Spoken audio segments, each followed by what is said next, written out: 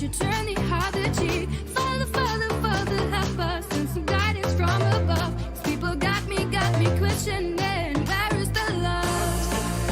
The love, the love, where is the love? The love, the love, the love, the love, where is the love? The love, the love.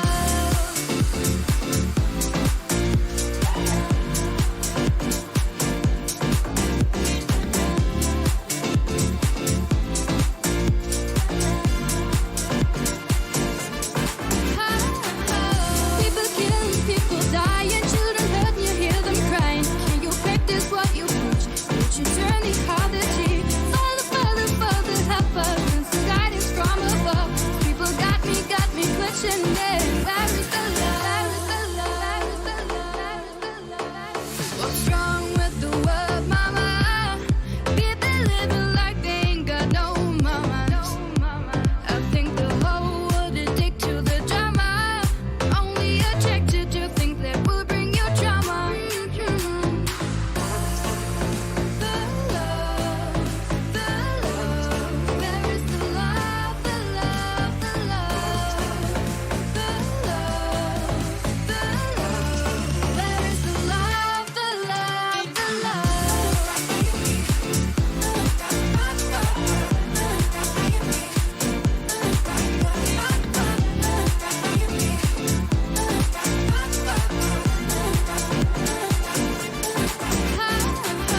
people killing, people dying, children hurt, you hear them crying. Can you practice what you preach? Would you turn the other cheek? Father, Father, Father, help us, and some guidance from above.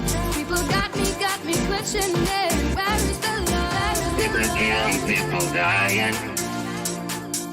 Can you practice what you preach? Father, Father, Father, help us. People got me questioning, where is the love? People killing, people dying, children hurt, you hear them crying. Can you practice what you preach? Would you turn the other cheek? Father, Father, Father, help us, and some guidance from above. People got me questioning, where is the love?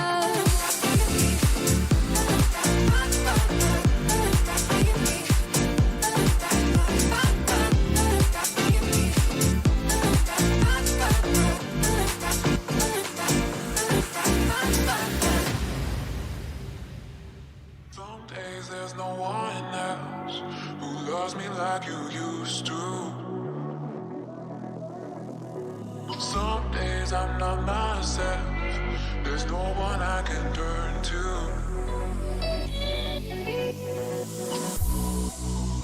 All the feelings that we shared are in the past. Your relationships are never meant to last.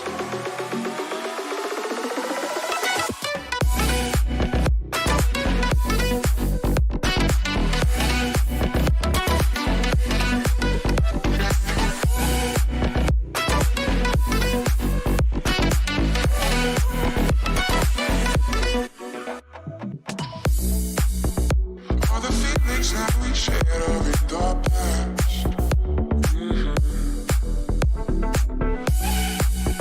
Your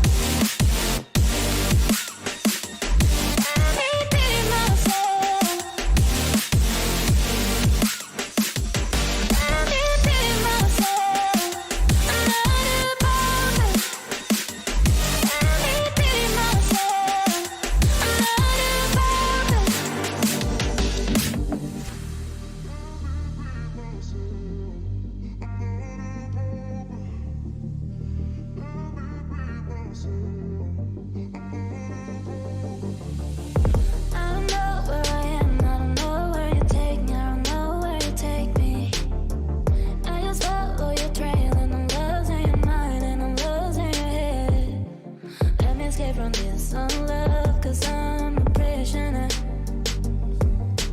I just want to look my way and never back to you. Ooh, I'm not above it. Let me be myself. I'm not above it. Let me be myself.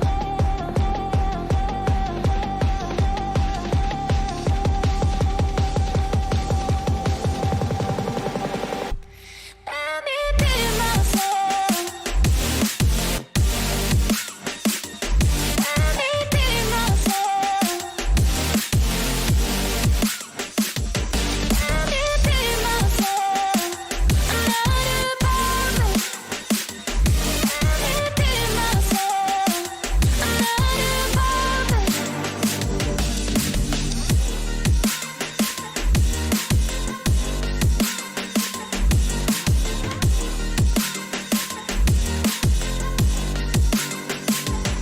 Let me be myself.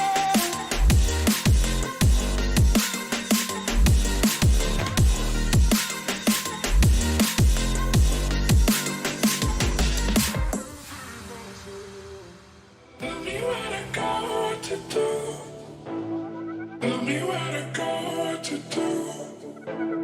Tell me where to go, what to do. Tell me where to go, what to do. Tell me where to go, what to do. Tell me where to go, what to do. Tell me where to go, what to do. Tell me where to go. Get me out of here.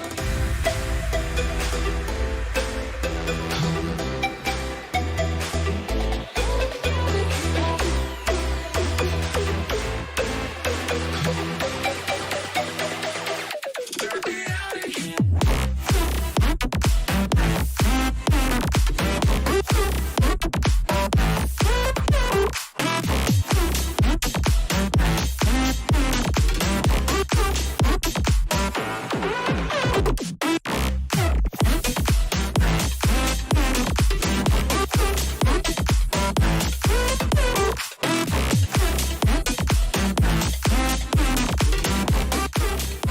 All right, ladies and gentlemen, welcome in. Brought to you from LCA Broadcasting. My name is Danny Fanta, alongside Time to Light. And guys, we got a really good one on our hands. A little bit of a duo stream. Darkest Hour versus Premier Sports here in the ESEA main Season 44 regular season. This should be a good one.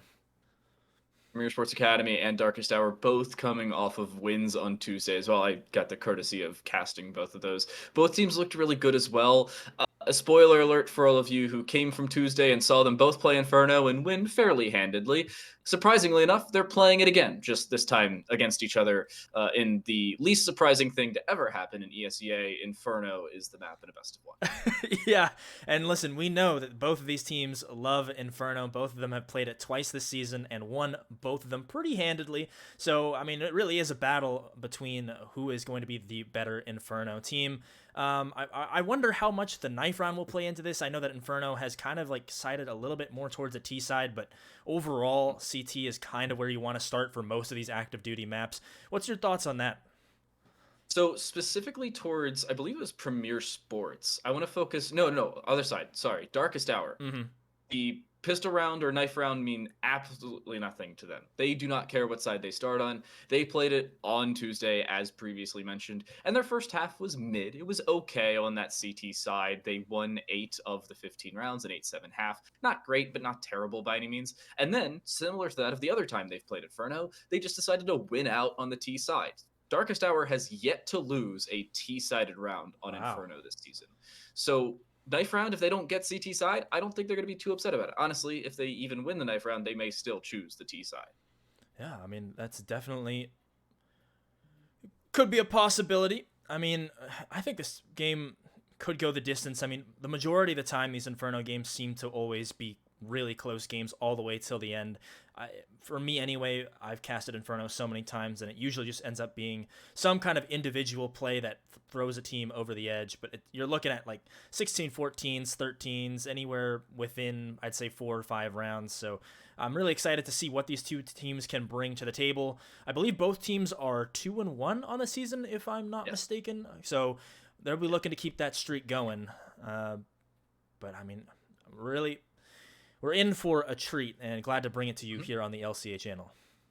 Yeah, and the big note for both of these teams, as you mentioned, they are 2-0 on Inferno, but the other note is, well, they've also lost a different map each, where Premier Sports Academy has lost Mirage, that was in first week or first game up against Vibecheck. On the other side of that, Darkest Hour lost on Vertigo against Whiffies. So you never really know who to favor, but on Inferno, especially between these two teams, both of them undefeated, both of them 2-1 on the season, no one with a real standout advantage. We're watching the knife round really quick in the background. Darkest Hour lose it. It will be Premier Sports Academy to pick up the knife round, meaning they should choose that CT side. So Darkest Hour will play the first half on the T side for the first time this season.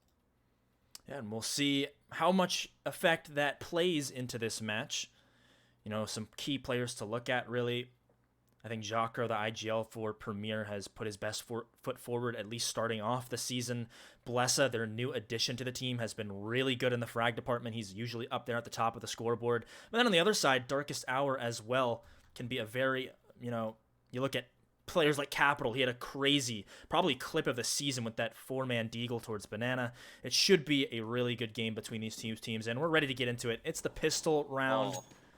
And starting things off, trades back and forth.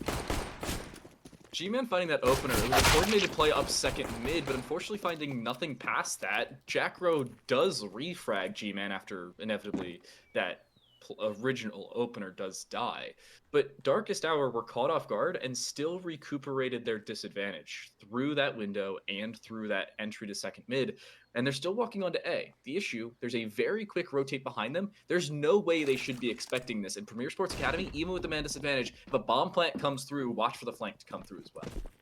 Yeah, surely they don't have any idea. This could be a perfectly timed surprise. Premier, they have to pop out at that perfect moment. No Yados way. will be putting that bomb down, and the peek comes out. Sharpie lands the headshot, beautiful, but he gets dinked immediately, and Wilson will take him down. I don't know what just happened there in the blink of an eye. Darkest Hour win the pistol round. Sharpie got dinked or gooshed with the Glock and no head armor. Because of how low he was, the jump into mini pit killed him. Okay, I was wondering what happened.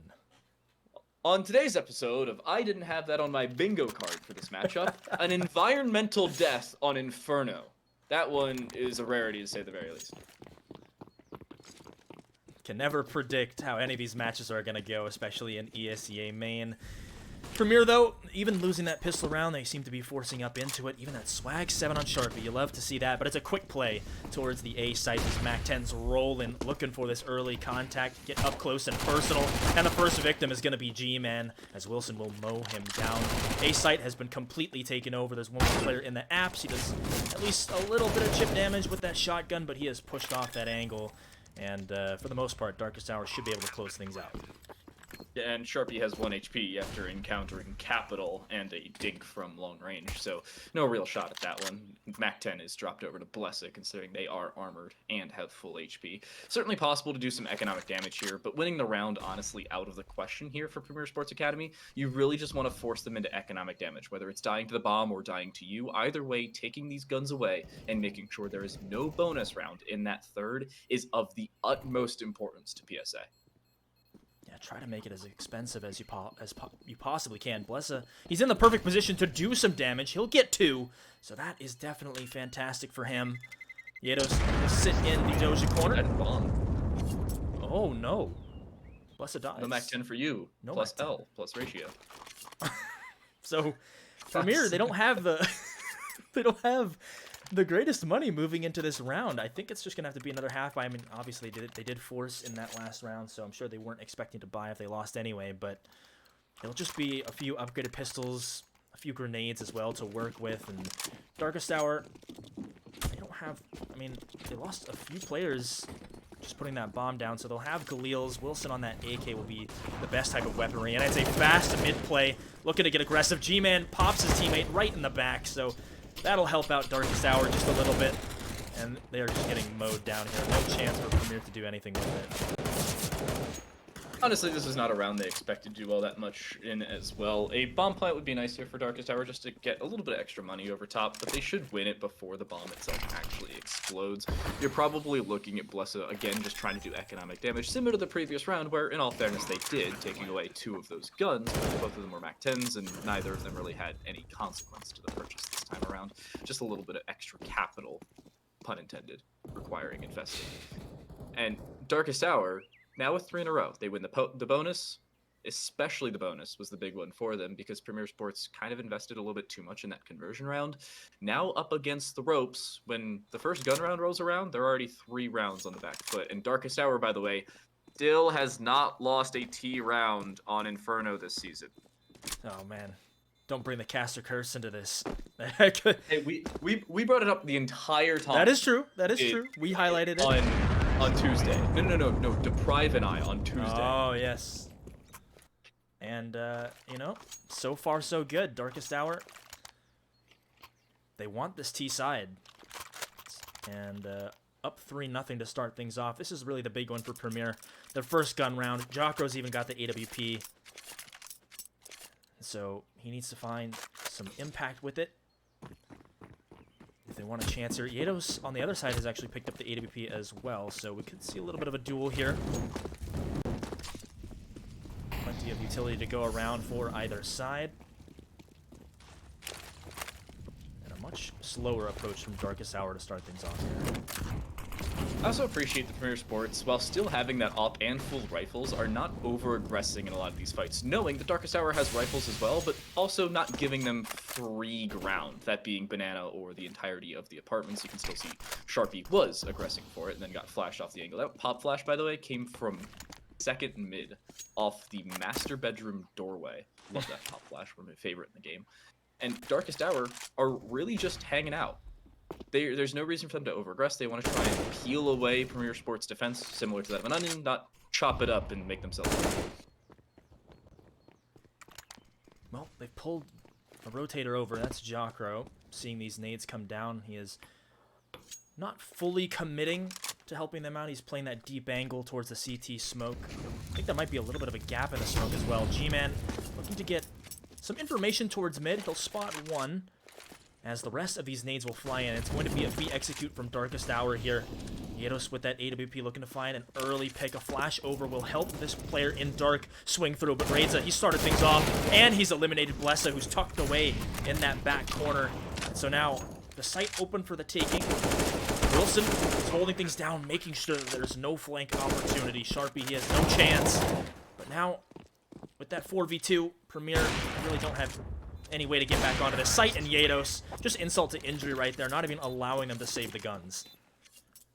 A little unfortunate there as they back away as well. The smoke was available, they just decided not to drop it and possibly swing, get out, at least hope to do so, but Darkest Hour eliminating them at every step, and Premier Sports had a shot at that. The flash was a little bit too late. I would like to see that come through a little earlier, as well as the rotation. As soon as that first smoke comes through, a rotation at least has to start its way over towards the B side. Molotov towards new boxes was really well put together. The smokes as well, making sure it was an isolated site, but it really came down to Premier Sports losing that first player, and secondarily, not swinging quickly enough from dark.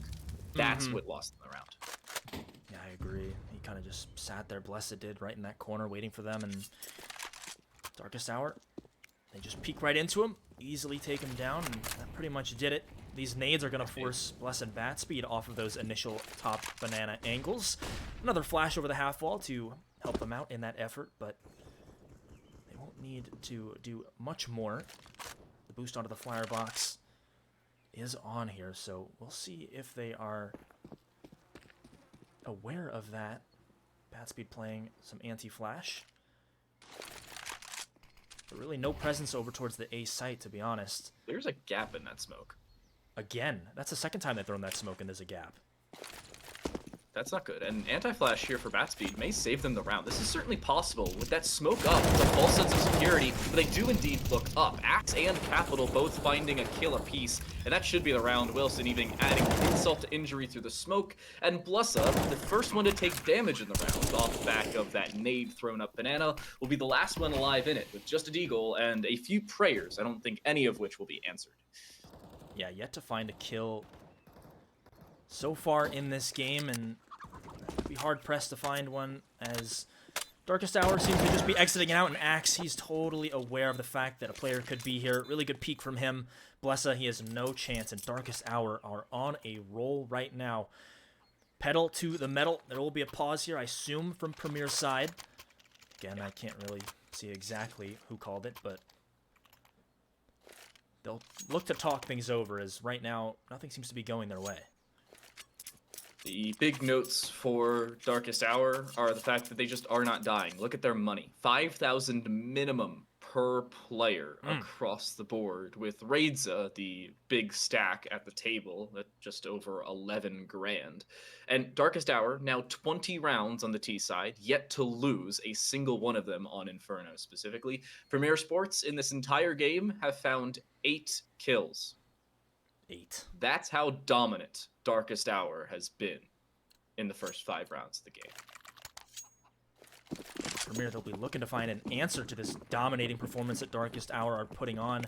Now on that T side, listen, you bring it up one more time. We'll bring it up all game if they don't win, if they don't lose a round. They have not lost a T round on Inferno. They'll look to keep that going.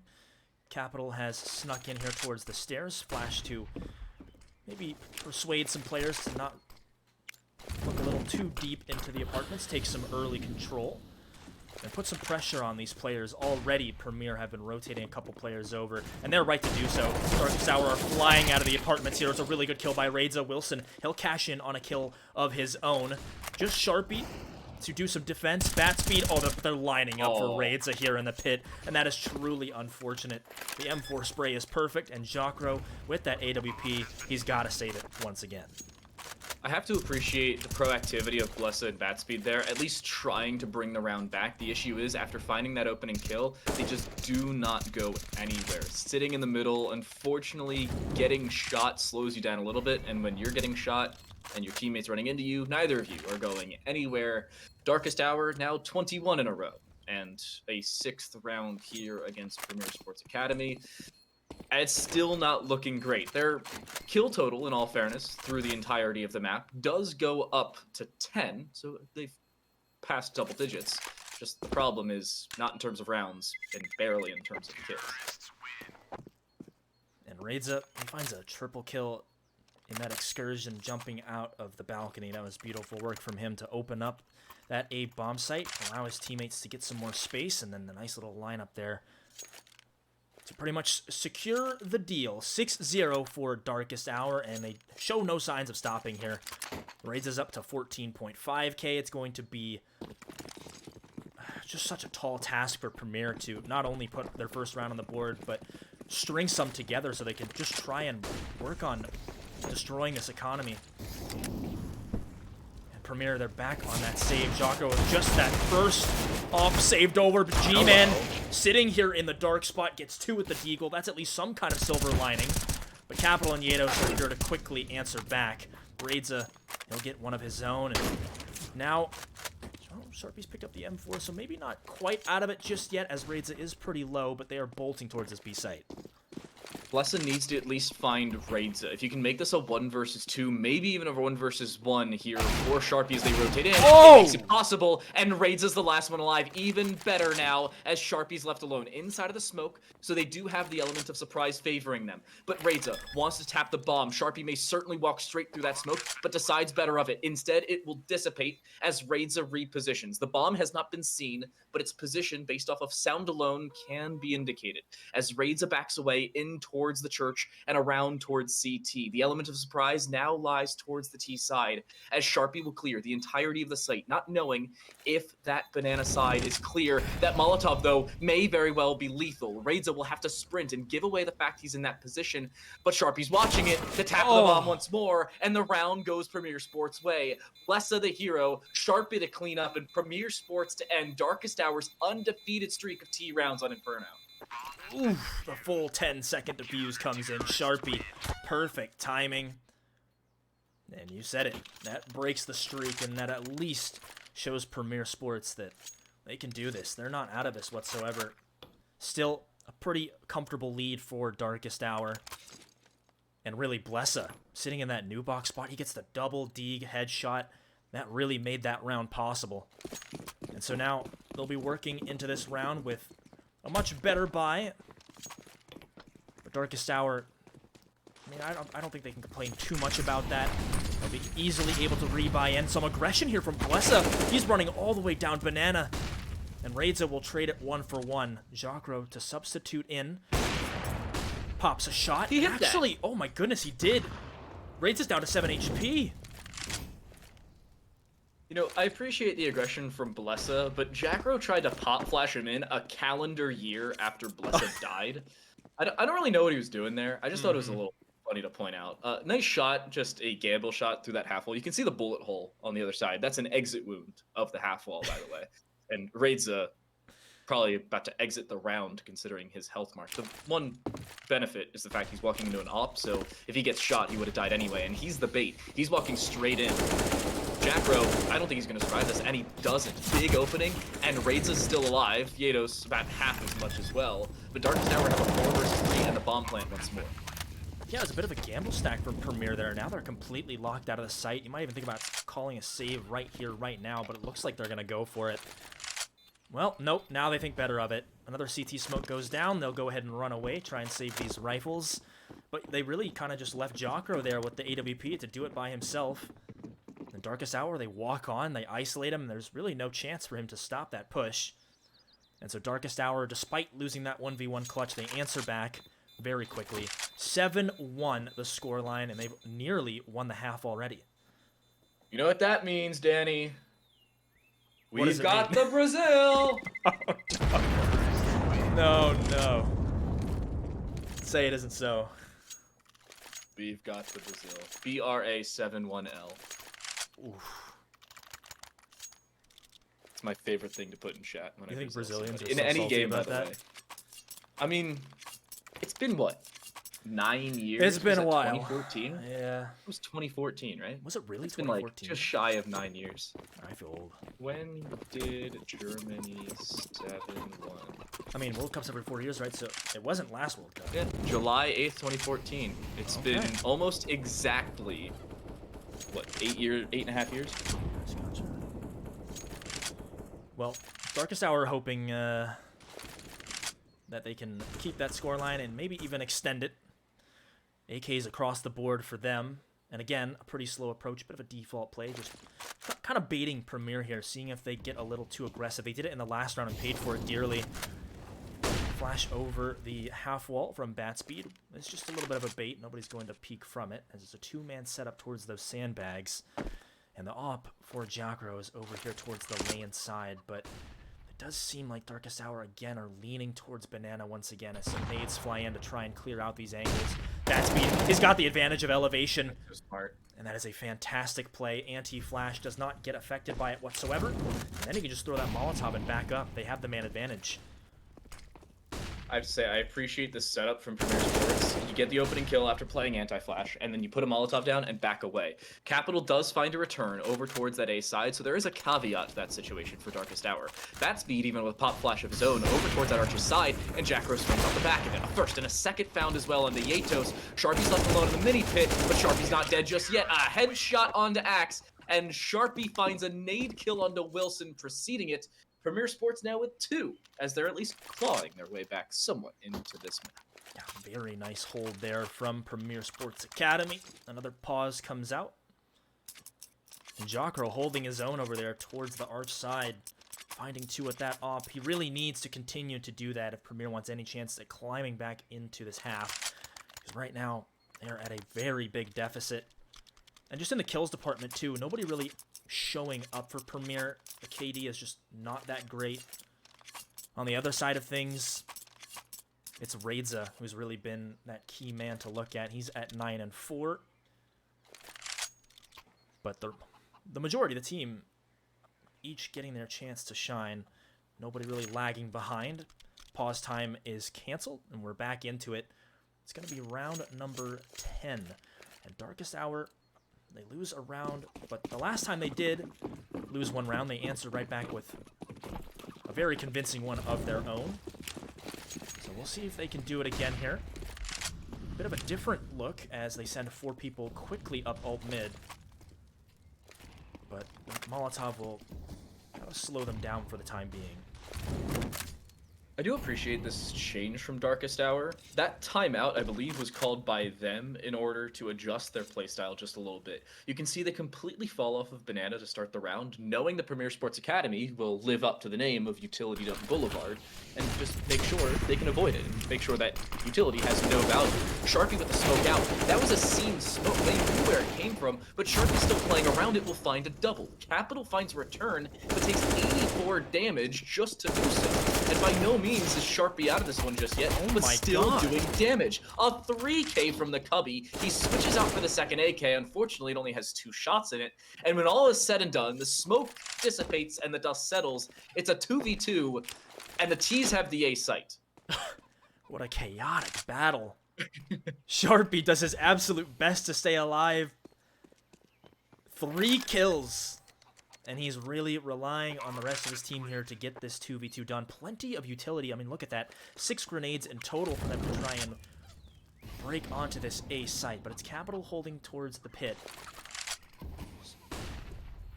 That smoke will at least cut off some visibility. Axe looking to take the fight aggressively. Flash won't affect him just so much, but Bless on the other side. He's creeped through the apartments. 1v1. Axe is looking for the timing, and he's got it. Blessa, right as he goes to jump out of balcony, he swings towards the right side, and that would be the difference maker. Sharpie's triple kill in that Cubby is not enough.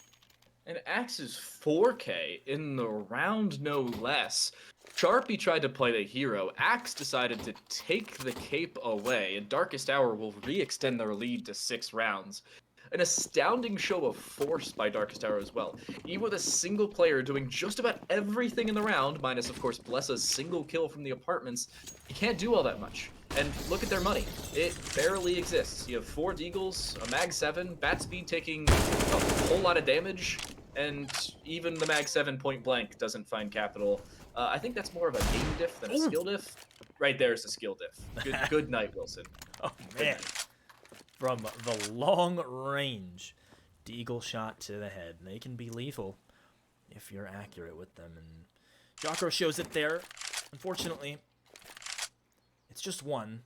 And Darkest Hour, they have plenty of time to work with here. Capital will grab that bomb and reconvene with his team up towards Banana. It seems to be a B execute, but Premier have read this. I'm not sure if they have the information or if they're just gambling here. But they're setting up these nades. This is going to be a commitment, a full-on B execute. That flash is beautiful, but it actually blinds the team as well. Raids will open things up. Blessa gets 1, but the rest of the team is really being mowed down. However, though, Jacro through the coffin smoke. He's made it a possibility. He hit a really nuts shot earlier in the round.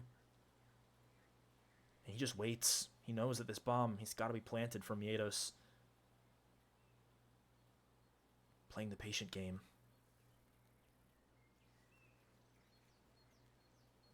The question is, does this patience actually hurt him? Because Yatos has not moved in seemingly 20 seconds on top of these close orange boxes. Jackro may back away, but that sound cue should be heard. The tap of the bomb, and Jackro finds a 3rd on the round. Premier Sports have 4 Deagles and a swag 7 up against AKs across the board, and walk away with a round victory. 2nd consecutive round that Premier Sports has won off the back of just Deagle heroics. And Darkest Hour are astounded, and I'm sure confused as to how they walked into 4 players. I mean, that's a really good point. 2 of these rounds from Premier have been won off an eco. Rounds that they should never get. but just from pure willpower and then aim talent have been winning them those rounds. And yeah, again, I'm not entirely sure why Premier decided to stack towards B site. Maybe it was just a 50-50. They said, hey, you know, we have limited weaponry and utility, so why not go for it? It's not going to matter. They get the round anyway, so the stack works out for them. Darkest Hour are pressing A fairly quickly. A flash will go over, swing capital in, but Jacro will tuck away with that EWP. So now things will slow down. And they seem to be turning tail. They're running towards the B site. Oh, look at this timing from G-Man. They're looking the wrong way, and it's a really fantastic double spray down there, which will give them a 2-man advantage. But now they're moving towards this B site, and the only person that's here is Blessa, up in his hands towards the coffin. He's been spotted out.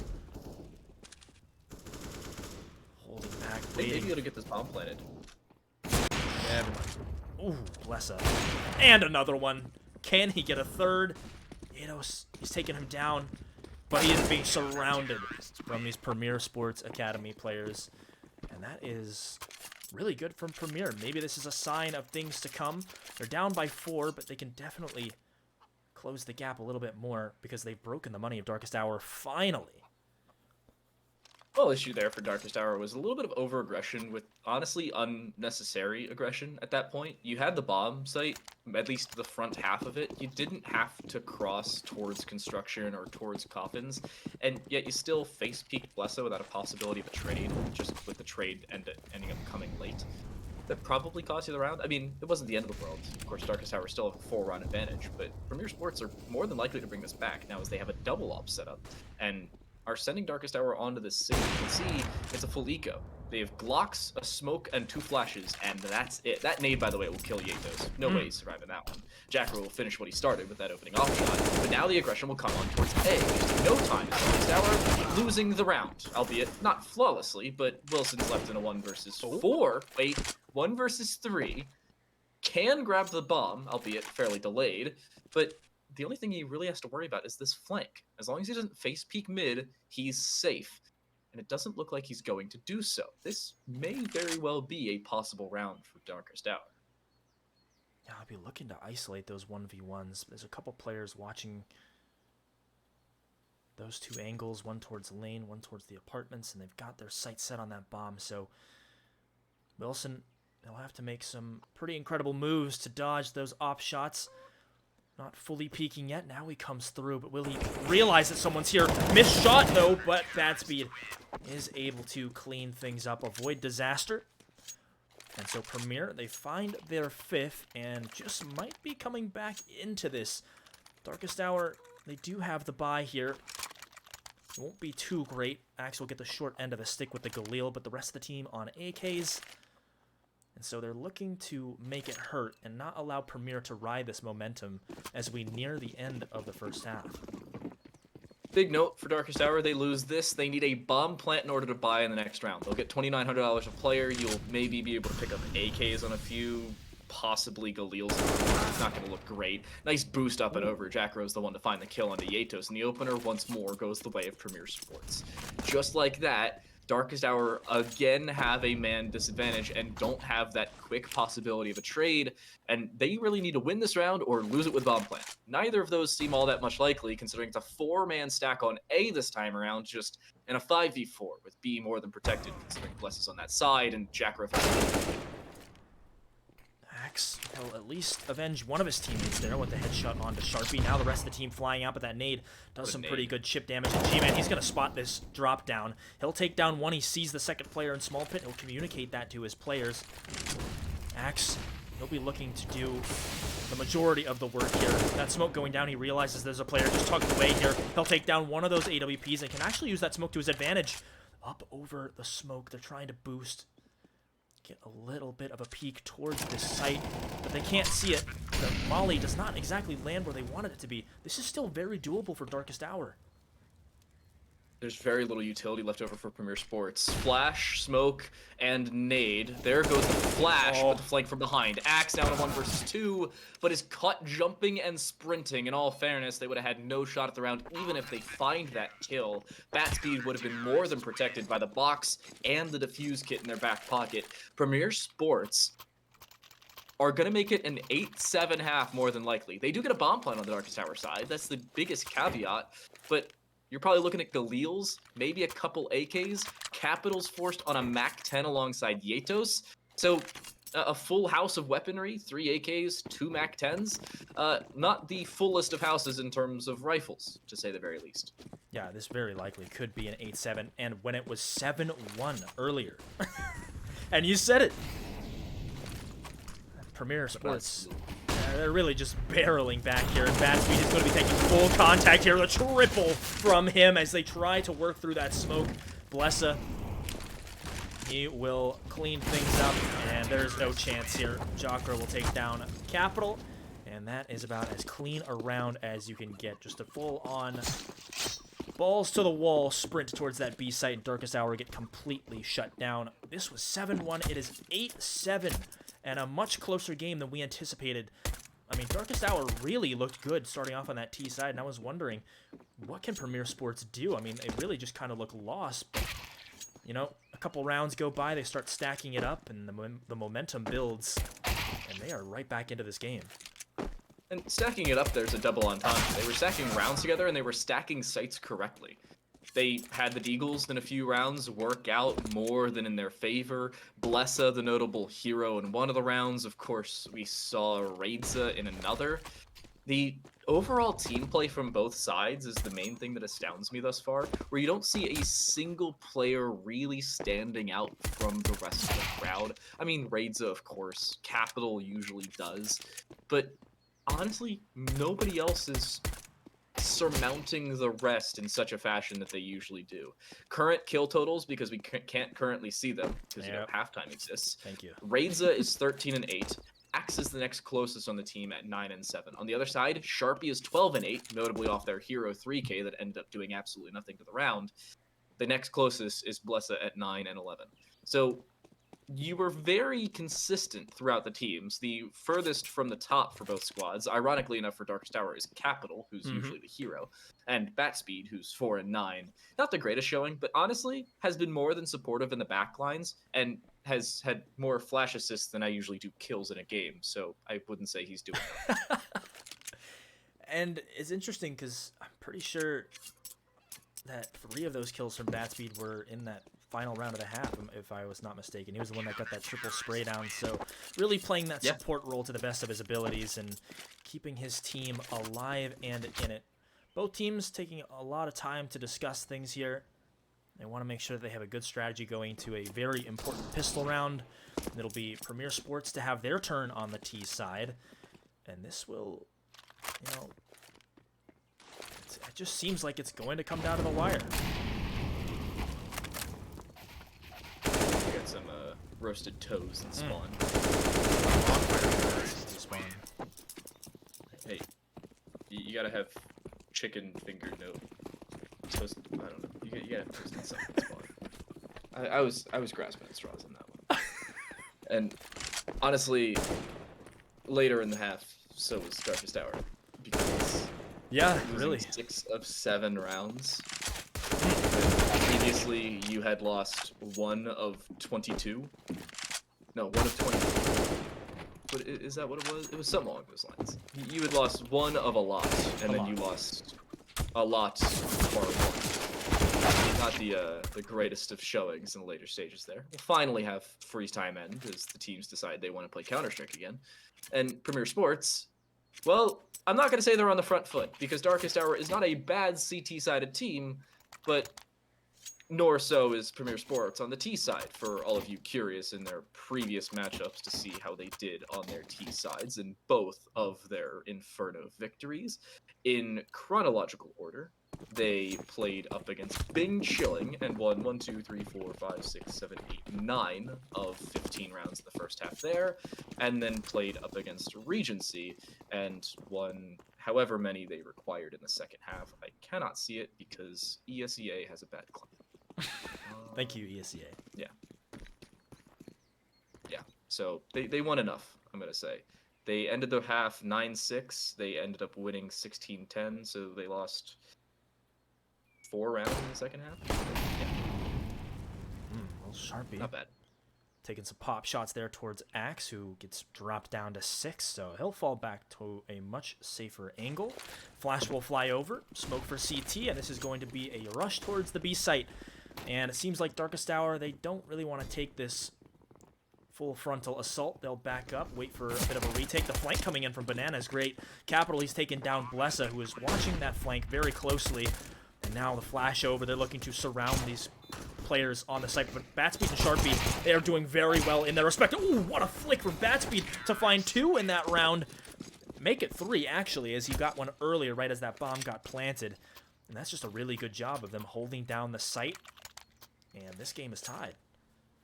Okay, so I'd like to apologize for the bat speed slander because he was not actually at 4 and 9. He was at 8 and 9 at that time. Oh. So ESEA website just incorrect. Love when that happens. It's finally updated correctly, but just for the previous round. Absolutely love it. Premier Sports now with pistol round victory. Both teams have won their T-sided pistols. So, hey, the T-side's 100%, but both teams are 50-50. Not the worst or greatest of showings. It's about how things are expected. I also appreciate the rush B and kind of stop for a little bit from Premier Sports, but Darkest Hour's disengage for the flank to come through was honestly even better. It was just the recuperation of the round from Premier Sports that really put him on the forefront. Notably, bat speed also, kind of being good at the game. Yeah, those are some really good shots. Now playing towards this arch side, G-Man, he'll get the trade there, so man advantage. Oh, Raid's a fantastic shot, looking for another one, can't connect. Although Wilson has gotten a kill with that 5-7, and so all of a sudden, this is a 2v2. The bomb site is free for the taking, so Jocker will plant it safe. But Wilson, he's picked up a MAC-10, and Yados, if he can connect onto one of these scout shots, be a big difference maker here. He's looking for an upgrade, and I think he's found one. There's an AK laying on the floor.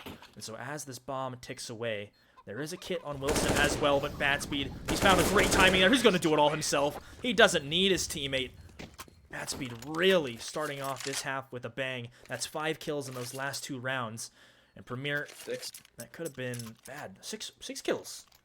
He found a 3K in the pistol. I think that's 9 kills in the last 3 overall. He's found 3 consecutive 3Ks because of the 3K mowdown through the Molotov on B to close out the first half as well.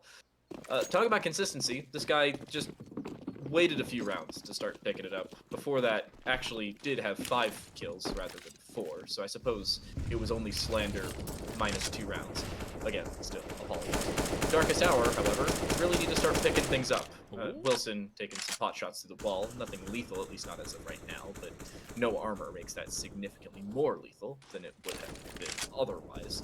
Premier Sports can really do whatever they please. They're kind of mechanically insane, have better weaponry than Darkest Hour, because in totality they have spent all of $1,000, that being on a single Deagle and a single P250. Not the greatest of weaponry, to understate the obvious. Yeah, and to top it off, they're gamble stacking towards A. Axe is here towards the coffin, maybe hoping to connect on a headshot, but now he's moved away. He's moving forward, and this could be a very big mistake. Grenades will go over. He'll at least get 1 kill. Catches Axe with his gun not in his hands. But, I mean, the rest of the team is just flooding this site. And so, bomb will go down for free. I mean, Darkest Hour, I don't think they have much to really lose here, so I'm sure they might just go for exit frags. They're not fully committing to get back into this B site, but they're just waiting, seeing if these Premier Sports players will get maybe a little too, I don't know, what's the word for it? Overly aggressive. Overzealous? Overzealous. That's a good one. Bring out the thesaurus, you know?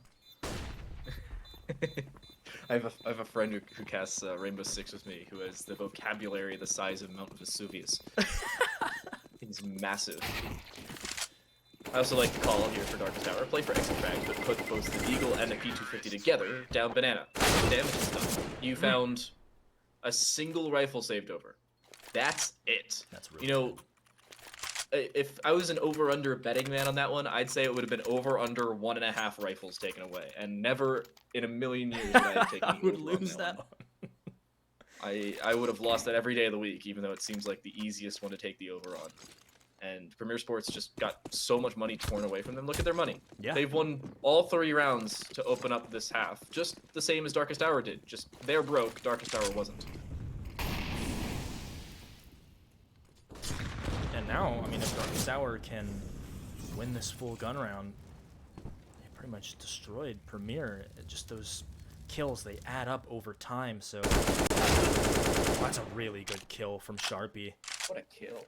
That is a fantastic readjustment of the crosshair. Not easy. It looks easy sometimes, but I promise you, 9 times out of 10, I'm not hitting that shot. 9 times out of 10. Tried 99 out of 100. Me personally. I don't know about you. I haven't watched you play video games, but it's not great. I talk about video games for a living. Let's put it that way. That's why we're on the for mic a reason. And not on a team. Yeah. I mean, I'm on a team. They're called Zoom University, a collegiate Rainbow Six team of production people. It's not a great team. Axe playing close. I like this. Flash over top. Jacker ironically flashes his own teammate and gets him killed, but not the end of the round by any means. I don't know if they've noted Reza. Towards Emo, they have a deep, and Reza is taken out. Ooh. So is Capital, who overzealously There it is. just decided to swing through the smoke. I don't know how I feel about that play. Not waiting for a flank to come through or even help. And we see Jame time for the 4th time this game. Yeah, he's out of there. Wilson will look to save that A1S. A very quick round from Premier Sports here. And they win the big one. That was the one that they really needed to get. Otherwise, Darkest Hour could really start clawing back into this round. Unfortunately, it's going to be the other side of the coin. Darkest Hour will be the one back onto the save, and Premier will look to extend this lead. They feel pretty comfortable right now on this T side, I would say. Good strategy going into things, and really just the individual aim talent of these Premier Sports players is, I think, what's really impressing me overall. It's not like they're doing anything too crazy, but they're making it happen. It's a grind.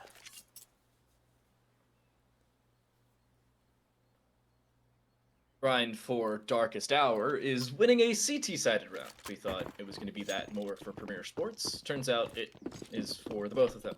Darkest Hour with that saved over rifle have just that.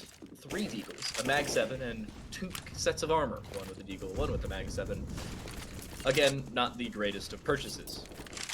And I don't really like their chances this round because Premier Sports have made very few mistakes overall in the game. The first part of the first half, certainly a caveat to that conversation, but since then, they've lost a single round. They've gone on a 10-1 streak, and in those 10 rounds, it's come down to a 1 versus 1 or closer a single time. Molieros is here with that shotgun in hand. He'll get 1.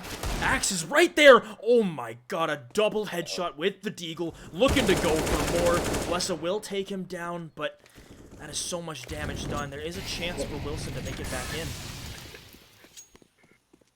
G-Man has noted Wilson on that A site, though, so instead is backed away to second mid, dropped into underpass, and is going to B through banana. The problem is, Wilson wants to do the exact same thing, was indecisive for a calendar year, and now has chosen the CT side to aggress towards the B side. I don't know if he's going to note that Bless is just chilling towards barbecue, nor the fact that G-Man could be banana. At least the latter is possibly noted with that smoke. The former, I don't think so much, and Wilson will probably die from that position within the next 10 to 15 seconds as he walks towards the bomb. The problem, does it happen sooner rather than later? Nice shot on a G-Man, does do a little bit of damage, but G-Man can still more than likely swing this, and as soon as he's noted, Blessa swings, distracts Wilson for a few seconds, inevitably dies, but it's still a win for Premier Sports. Now their second 1 versus 1 scenario that leads to a round win, and an 11-1 scoreline since that 8-1 half. Or no, 7-1 scoreline. Yep. And I'm thinking that if Wilson, maybe he hard clears towards pool instead of going through church there is a chance that he takes down that player sitting in barbecue, and then all he has to worry about is the banana player, who is smoked off after all. Nice little love tap there, Blessa. 60 HP love tap. Hella. And so we'll see how much of effect that plays. Nice splash over will allow Reza to swing in from the sandbags there, and he'll get a second one as well. For his troubles, will back away. That's an early two-man advantage for Darkest Hour, and they really do need this round right here. Capital has found a timing onto G-Man, who just wandering up mid by himself. No chance for a trade, and I mean, this round has really fallen apart quickly. Doesn't look like it's recoverable either. Blessa still on 39 HP, courtesy of his teammates Shank to the back, and Jackro has an op, and probably not the greatest weapon to have in a 2 versus 5. Flash over towards that far arch side will at least force Yatos back, so they've gained brackets control. That's a first real step for Darkest Hour, the first of which they've had probably, or for Premier Sports, the first of which they've had in this round. Other than that, it's not looking great. And Darkest Hour do put a round on the board, albeit after losing 5 straight, but hey, glass half full. That's how you gotta look at it. Jocro, he's running around. He's been located, so sooner or later he'll be hunted down. That's a nice shot onto Wilson. 25 seconds left. The players are rotating over. He's heard the scope. Capital. He'll go up and over the top. Nice little play from him. And it is 9-12. So Darkest Hour, they're keeping things alive. Premier Sports won't have the greatest buy moving into this one, so most likely they will secure double digits here and start working at whittling away that lead that Premier Sports had built up early in this second half. And, you know, I wonder what's going to be the difference maker? What is going to be the factor that pushes Darkest Hour over the edge? They're down by 3. Should make it 2 here, as it's literally just 2 grenades invested. So, all things considered, this should be a mowed down round for Darkest Hour. I mean, we've seen crazier things happen before, but I don't like their odds. Nor do I, and it's Glocks across the board. This should be a fairly clean round. Economic damage would be a very big thing for Premier Sports. They're walking into an op. That would be their best possibility of winning the round, and they do take the op away, but I don't think they're going to gather it, nor do much past it. You can see Reza there and over towards Speedway. Ooh, hello, Glock triple shot. Just 3-round burst to the face of Axe, who does also die, so some economic damage done. Not the biggest in the world, but Darkest Hour still wins the round. You were talking about what the difference maker will be. I'm looking at it and saying, hey, it's January, might as well make an analogy relating to winter. It's going to be the snowball effect. Mm-hmm. If one of these two teams can put together a couple rounds back-to-back, or win a round based off momentum and start to build that snowball in their favor, that's probably going to change and inevitably end this map, considering where we are. If Darkest Hour can shut down Premier Sports here in the eco and maybe in the gun round following, that would be their real ticket forward. If Premier Sports win this eco, be the other way around. They're walking onto the correct site. Only 2 players on this B side. Unfortunately, both of them wield rifles. Sharky does take out one, but is immediately flashed off the angle, and Axe finds a double of his own. Blessa needs to be the hero. Has done so before with the Deagle in hand. The problem, he's being flanked and is now seen through the smoke. Capital shuts it down. Darkest Hour in the second consecutive round have 3 players alive after an eco and have brought the lead down to 1. Man, nice little head tapping there. And at the end of the day, that wins you rounds. And man, a lot of these players on both of these teams are pretty darn good at it. It'll be a very good hold there onto the B site. Not worried or, you know, kind of thrown off their game by the pressure of that rush at all. They sit back, let the rifles do the work. And so 1 round away from tying things is Darkest Hour. Looking to get really fast up, man. That nade does so much damage. Capital looking to get more, but he is quickly traded back. And so the man advantage is on for Premier Sports despite all of that happening. Bomb will go down. Reza and Axe, the 2 men to try and play spoiler here as they work through the arches. Moto Smoke will go down. And so now, with that time ticking, they've got to find some way back into this. G-Man is low, but they're not going to try it. They'll go ahead and wave the white flag. Back on up, and Premier Sports will retain the lead for now. Now, I appreciate this call from Darkest Hour. They've won the last 3 rounds in a row. Looking at their loss bonus, it is second tiers. They would have gained $1,900 from this round loss.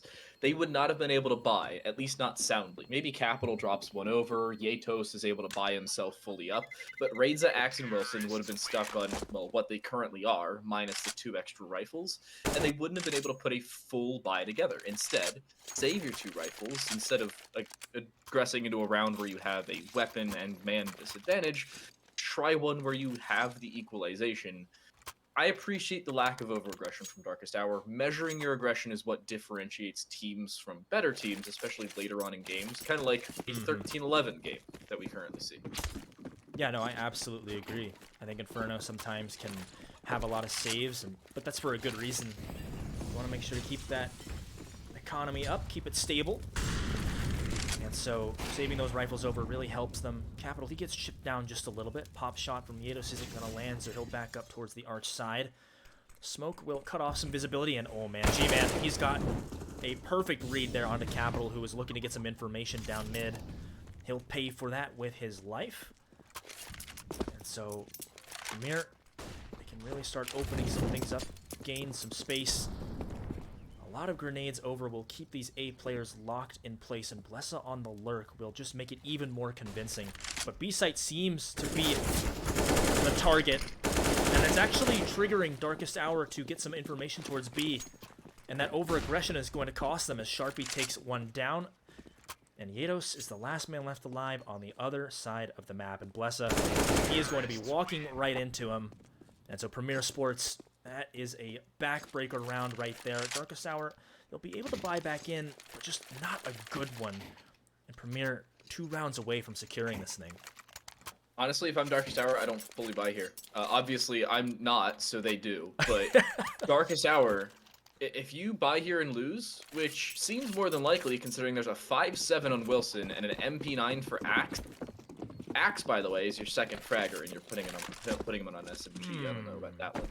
But you're looking at this round and saying you have a significant weapon disadvantage, a utility disadvantage, considering you have, what, 5 smokes, 3 flashes, a Molotov, and a nade between 5 players. You have a single kit. You have a snowball's chance, pun intended, in hell, at Darkest Hour winning this round. We've seen Deagle round victories, sure, but Deagles are basically off of headshots. There's not a single Deagle for the entire team, and maybe you hit a few with the M4, but even then you probably get dinked and taken out, because that would be the luck of the M4. Yeah, they really are betting everything on this round. They don't want to play for overtime. At least it seems that way. Flash over will allow Raids to swing in, but look who's tucked in the logs. He will be checked, but it's perfect timing there from Sharpie to come help his teammate. I think that Bad Speed would have won it regardless, but still, the fact that he is there is just another kind of line of defense there that Darkest Hour have to break through. And so that is 1 man down. 4 to go for Premier Sports, looking to make this match point as they set their sights on A. Axe is walking down Banana, and this is so much information given over. He can find a flank here, but he's missing the shots. Oh my goodness. He misses an entire clip onto Jacro, who turns around with the Tech 9. And Premier Sports will waltz onto this A site. Oh, it is just such a blunder. How do you miss that badly? It's an entire M4 clip and died to a Tech 9 from 20 meters. Oh no. 30 bullets. So that happened. What we're gonna do is we're gonna move on and pretend it didn't, because that, if the round itself being lost wasn't a backbreaker, the way it was lost is already won. Raidza does not buy a kit, by the way, is the only one other than Wilson who could have done so, considering the current purchasing power. Nice Molotov will force Sharpie out in the open. But you have 4 MP9s and Yatos' Deagle between you and losing your first Inferno game here in Season 44 of ESEA Main. And Premier Sports, kudos to them. Their T-side has looked indomitable up against a team who seemingly has had the best T-side in all of ESEA Main thus far this season. And Darkest Hour, this is not looking great for them. To understate, again, the obvious, 4-man stack on B, I suppose, is the correct call, or on A is the correct call, but that's your last hope. And even then, You're grasping at very thin straws. Yeah, it really is going to take a miracle here for Darkest Hour to stay alive. They're not fully committing here. Premier Sports are taking this very slow, meticulously checking these angles. Now G-Man will open things up. Wilson goes down. Axe on the other side of the map. He will fall as well. Raids is pushed up to Dark with his teammate here to maybe see if they can catch them running the wrong way, but they're completely ready for it. This game is over. Yados, with just a deagle in his hand, will have to 1v5. He will not do it. And Premier Sports play the long game. They come all the way back from 7-1 and then have an impeccable T side. And they win it 16-11. What a game. What a performance from these guys. And I don't know. You have any words about this match? Because honestly, I'll just hand it off to you here and you can talk about it a little bit. I have a few. So, number one, a 15-4 straight run to close out the map. That's how dominant it was. Other than a 7-1 opener, which, I mean, was the Brazil, so I suppose the series ended 1-1. It was 1 Brazil to 1 map win. But you look at the finish and say, how do you drop that much in a row? Especially on the Darkest Hour side, who on Tuesday looked so consistent. Mm-hmm. And continuing here today, just were not that same story. The second part of the first half just was not there.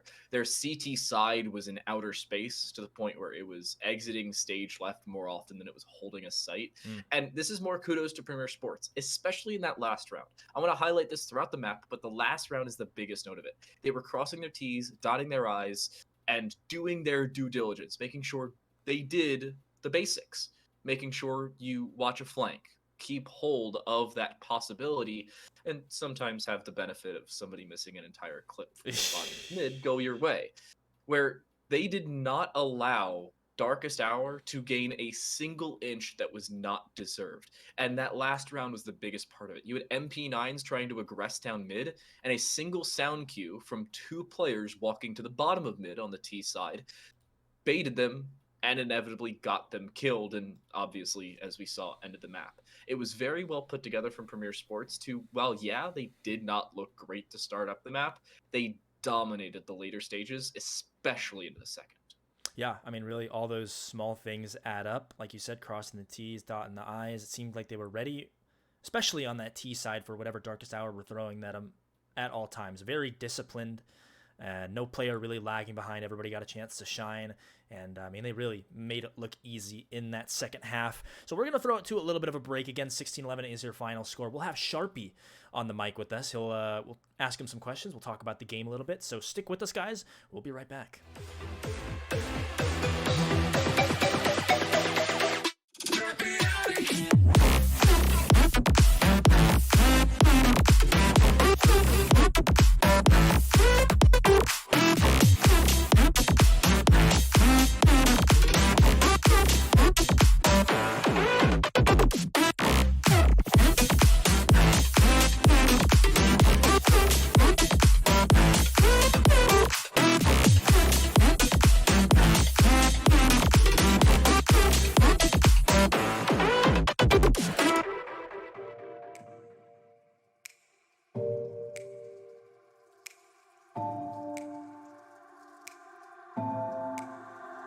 It's getting harder, you turn my heart up, throw me in water.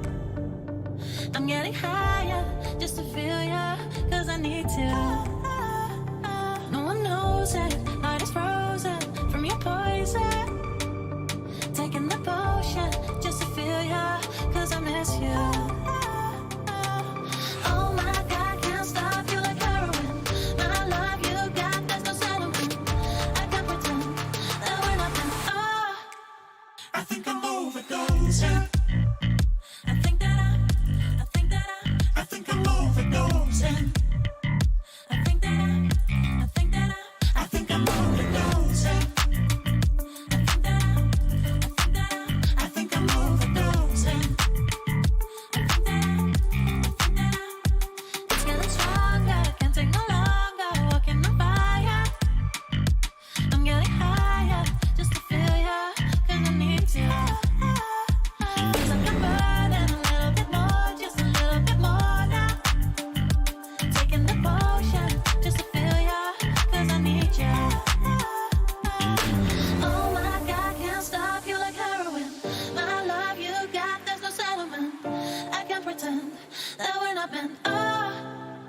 think I'm overdosing.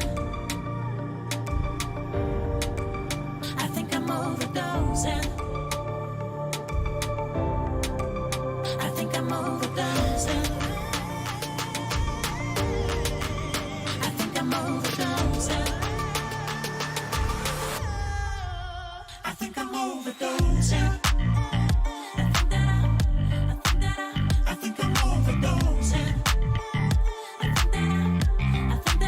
I think I'm overdosing. I think I'm overdosing. It's getting stronger. I think I'm overdosing. I think I'm overdosing. Overdosing. Overdosing. All right, guys, we got the one, the only Sharpie here with us. He's going to talk some Counter-Strike, especially the game that just happened, of course, on Inferno. 16-11 victory. First of all, Sharpie, congratulations. We got some questions here. Time to light. What do you got for Mr. Sharpie here?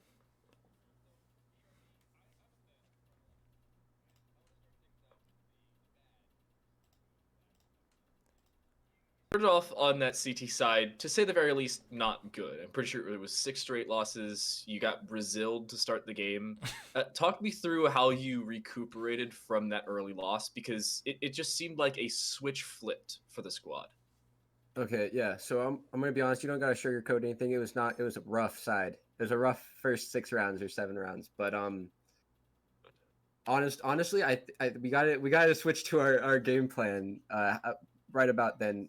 This team has a big thing on like feeling out our opponents, and I think it just showed there how well we do it actually. But at the same time, I mean, we need to do it a little bit better so we don't go 0-6. But we started really figuring out and like playing off what they have been doing.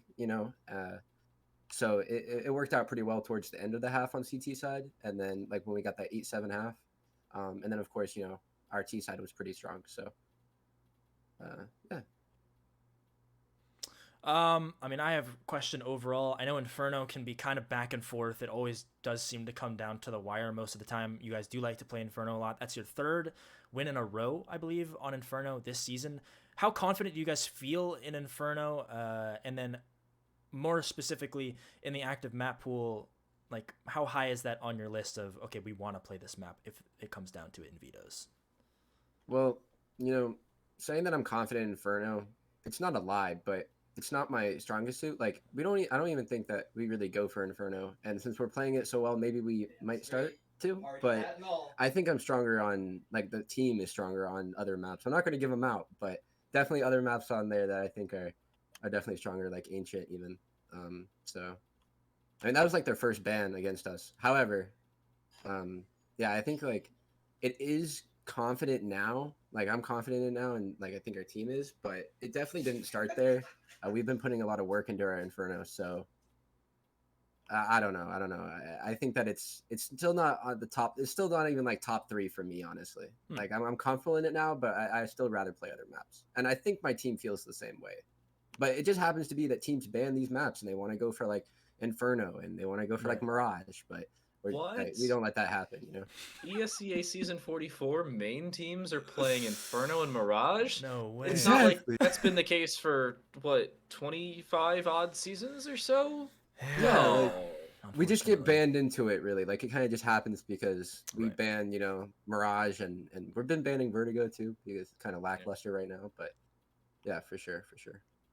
Well, the follow-up question I wanted to have about you recuperating what you started off with a disadvantage is how you picked things up in the second half. Both of the teams, you and Darkest Hour, started off your T side with pistol round, conversion round, bonus round.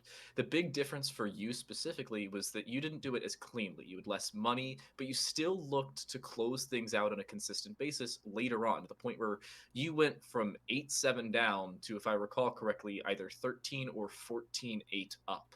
And it just did not look like you were stopping anytime soon. I actually think it was 12-8 at the time, now that I think about it. But you were still able to keep those rounds in your favor. You then won 2 straight off the back of it, only being shut down for a small period of time, about 7-8 minutes or so, and then picking up right where you left off. Talk me through that consistency as well, and making sure you can still play forward without that much of an economic advantage, especially early on in the half. I'm gonna have to give it over to our amazing, God bless team. We got aimers on this team, man. We make guns that shouldn't work. Like, Eagles, a lot. yeah. I mean, like, just to put a few out there, like, I run around with the Mag 7 all the time. I don't know if you guys have seen it that often, but I Yeah. run around with the Mag 7 all the time. I know my boy G-Man, he's talented with that Tech 9. He'll be running away. Like, so many players that we have on this team that can almost be like a wild card, if you say. They just really pop off with, a random weapon at any time, and it can really happen. So that's luckily, but we have been working very hard on our mid-round conversions. So that's probably to it as well. Like, we have learned to calm down a little bit more in the mid to late rounds and really just like tighten down and get the trades happening. Like the last round, they all swung mid on us and like it was free, but we all just stood there and like, it was calmed and everything, but we stood there and traded it out perfectly and we won the round. It was just really free because our whole team at the end of the round said they threw by peaky mid, and it was really easy because we were all calm, all ready just to take the fight, and it came to us. So it was, I don't know, pretty. Our T side was very calm and honestly, almost as we expected. Our T side has always been strong on Inferno, so yeah. Really, final question for me is just talk about Jacques a little bit. I know he made that switch from he's now an IGL and an AWPer. Talk to me about his calling, how like confident you guys feel in that. It seems like the team play is there, no one player really outshining the other, and I think that really goes to show really good team chemistry. Any one of you can pop off at any time. All of you guys are very good individual aimers, in my opinion. So just walk me through like Jacques and how he's been and calling and handling the op role as well. Okay. I got it out of the way. He's lucky. He's not smart. He's lucky. No. I'm just joking. All jokes aside, he's probably the best IGL I've ever played with, and with him picking up the op, it has been different. I don't think it's a bad different. I think that it's made individually everybody on the team more have to be more accountable, and that makes them a stronger player individually. And so when we come together, it's even better. It definitely did change. Like his calling definitely did change from when he was a support rifler to now opping. Mm-hmm. Before last season, I'm not going to say Jack Rowe didn't shoot back. He was good. He did his job. But now with the op, you can see him take over and start, carrying the whole game, because not only is he, having a massive amount of impact with the op, he's also calling around that. So he knows what to do, where to put people. His brain's really big, a lot bigger than mine. So next time he interviews, you might have to get him to answer that. But yeah, he makes things work that I don't think could. Like I know the last Inferno game, he had that op on A and he got like a 3K, like in their mouth. And that should not have happened. He was calling like the entire time through it too, and it was really professionally done. Like honestly, talented player. But yeah, I think it's good for him too. Like him individually, he's been taking up a lot more time to get better with the op, and so individually, of course, that's making him better. So it's really nice though. I mean, I wouldn't change it. I'm happy that we made that change to the op. So yeah. Yeah. That's fantastic here. Darkest Hour are really no slouches either. They've looked really good, at least early on in the season. There's still a lot of games to be played, but the fact that you guys win in the fashion that you did, quite dominating. You guys look good. I think you have a really good, bright future looking forward in the season. Wouldn't be a surprise to see you in the playoffs. But that's pretty much it for me. Time to let you got anything else for this man? I just have a look to the future for you. You play Baza on Tuesday, you play Cyclone GG on Thursday, similar to that of your game days through the previous part of the season, of course, this week and last week. Baza is 1-3. No team to scoff at, though. They have lost to Azov Steel 22-20 on Mirage. That was yesterday. And they've also lost 16-9 on 2 separate occasions, but to teams that are no slouches. And then Cyclone GG, they're 2-2. The one big loss they had was a 16-13 on Inferno up against Stepbro, who that in and of themselves are 3-1 in their own right, similar to you. How do you think you can adjust maybe even your map pool up against some of these teams? Because I'm sure, you go on a game-by-game basis, but they don't seem to have Inferno as a number one map. They're playing a little bit more flexed compared to you, where you guys thus far in the season have played Barrage and Inferno in 4 games, and 3 of those being Inferno, all of which you've won. Talk to me about how you may be able to adjust to possible map pools that they may bring forward, similar to that of mid-rounds as well. The map pool's been kind of touchy for the team this team. I like to think that we actually have a pretty big one, but we call in these time periods where we either feel like kind of weak on the map and then we feel really strong on another map, and it's like, why are we even touching this map then at that point, However, I do think that without giving away our map pool and everything, I do think that we can adjust to, like, say, a Mirage pick, even though we lost that early, I think we're stronger on it now than we were then. I think we learned some things from it and everything like that. Honestly, though, like what I said before, I don't even think I'm most confident on Inferno. Like, I think if other maps got played, like say Ancient, we would be strong on it. So if one of these 2-2, 1-3 teams want to pick an Ancient on us, please let them try. I have full confidence in that. I really do. I think that we have we have a very strong set of players, and they're dedicated too. So I don't see if Inferno and Mirage are not played for the rest of the season, I think my entire team would be happy. Well, you heard it here first. The main reason to ban Ancient up against Premier Sports Academy. Yeah, exactly. Yeah, that's basically what Sharpie's saying. This is just counterintuitive from Sharpie. Hey, we're really good on Ancient. We probably aren't, but we want you to ban it so we don't have to. Exactly. Genius. Don't give up my plans. Don't give up my plans. I love it. Well, thank you very much, Sharpie, and again, congratulations. Yeah, of course. I got to shout out Mama Speed, by the way. Of course. Mama Speed, bless her. She's always tuning in. I think I saw Papa Speed out there too, if I'm looking right. So he's coming in. Big dubs, boys. Big dubs. Thank you again though for having me. It was really nice. Thanks for casting. Yeah. GG's. Thanks. Thank you so much, Sharpie. Have a good night. You too. All right, well, that was Sharpie, the rifler for Premier Sports, and they come away with a very nice victory. 16-11 is the final score. That should pretty much do it from me and Time to Light. It's been a great match, really an entertaining one, so we're glad to bring it to you here on the LCA channel. Make sure to follow our Twitters. They were tagged on the HUD if you want to keep up to date on any other LCA games that we might be on. But on behalf of LCA Broadcasting, I'm Danny Fanta. Don't miss your own 4 shots. Don't, please. I mean, if anything you've learned from this game, go into a DM, work on it, man, because you don't want to be that guy. I don't know who it was, but you don't want to be that guy. That's going to do it, guys. We'll see you later. Have a good night.